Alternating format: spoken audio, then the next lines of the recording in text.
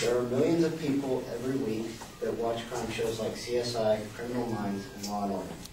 The point I'm going to argue is that media depictions of crime investigations are undermining the jury process.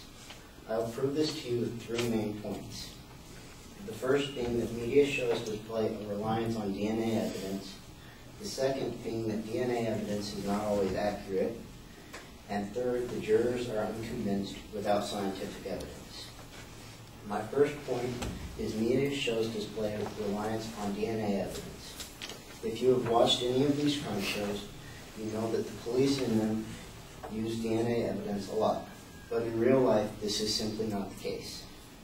As stated by Jackie Whitmire, PhD, although used in less than 1% of all criminal cases, DNA profiling has helped to acquit or convict suspects in many of the most violent crimes, including rape and murder. I believe this particular part of the quote shows how little DNA evidence is actually used. My second point is DNA evidence is not always accurate. According to Jackie Whitmire, PhD, almost every cell in our body contains DNA, the genetic material that programs how cells work.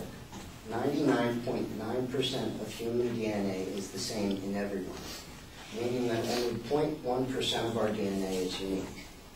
This means a significant amount of DNA that is contaminated must be recovered from the crime scene. She goes on to say, it is much easier to exclude a suspect than to convict someone based on a DNA match. The reason for this is the evidence could be unintentionally contaminated at the crime scene. She also explains, forensics DNA is just one of many types of evidence. It is important to examine other clues such as motive, weapon, or additional evidence linking a suspect to the crime. The more evidence collected, the less likely it is that samples from a particular suspect were planted either on purpose or by accident at the crime scene. This leads me to my third point, that jurors are unconvinced without scientific evidence.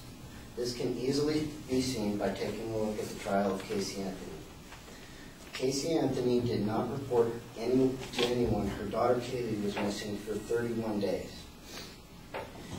Kaylee's missing body was found in a wooded area on December 11, 2008, 6 months after she went missing.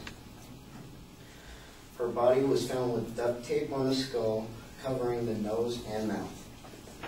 As expressed by Manuela Greenberg in a review of the trial, earlier in the trial, computer experts testifying for the prosecution said someone in the Anthony home made searches for chloroform, how to make chloroform, neck breaking, and shovel, among other terms.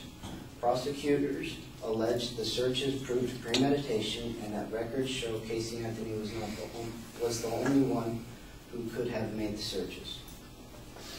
When questioned by police, Casey Anthony lied several times. The results of the case, as explained by Jessica Hooper and Emily Friedman, are Casey Anthony has been found not guilty of murdering her 2-year-old daughter, Kaylee.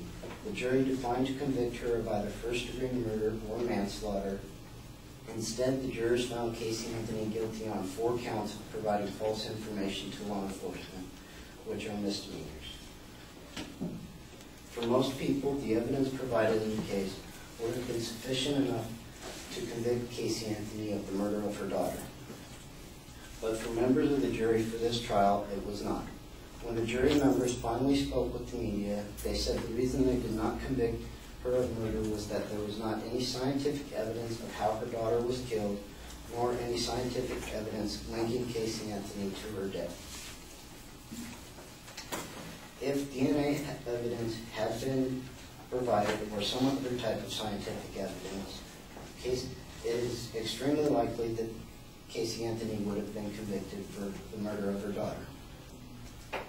The need for scientific evidence to convince a jury has come to be known as the CSI effect.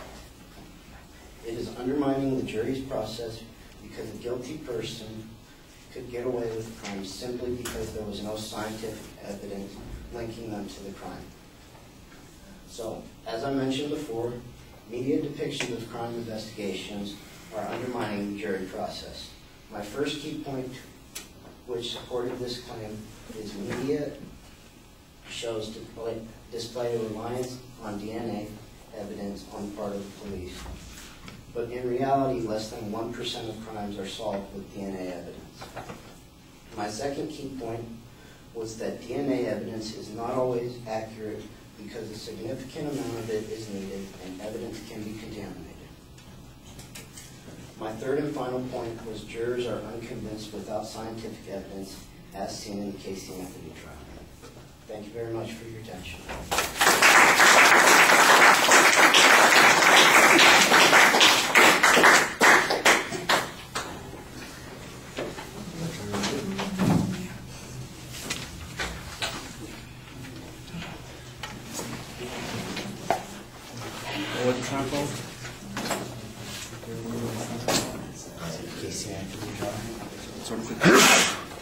Excuse me.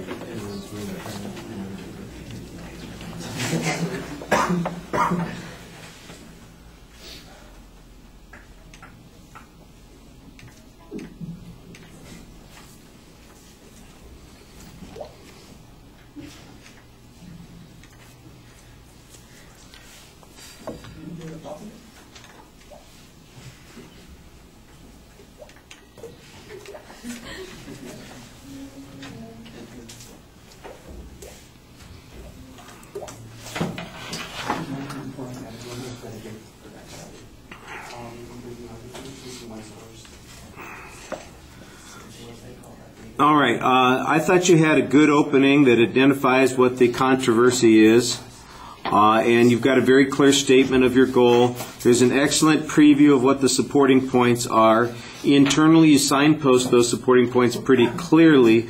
I did think that the second point seemed to have less relevance to the impact of the CSI effect on juries than it did just about general criticism of DNA information in the first place. So the one part of your argument that I think needs additional substance is the notion that people who are exposed to these depictions in the media are likely to then see that that's a necessary piece of information in order to come up with a conviction. You've got a good example, I think, on that last point that shows that in this particular case the jury ignored substantial evidence and focused on the absence of scientific evidence.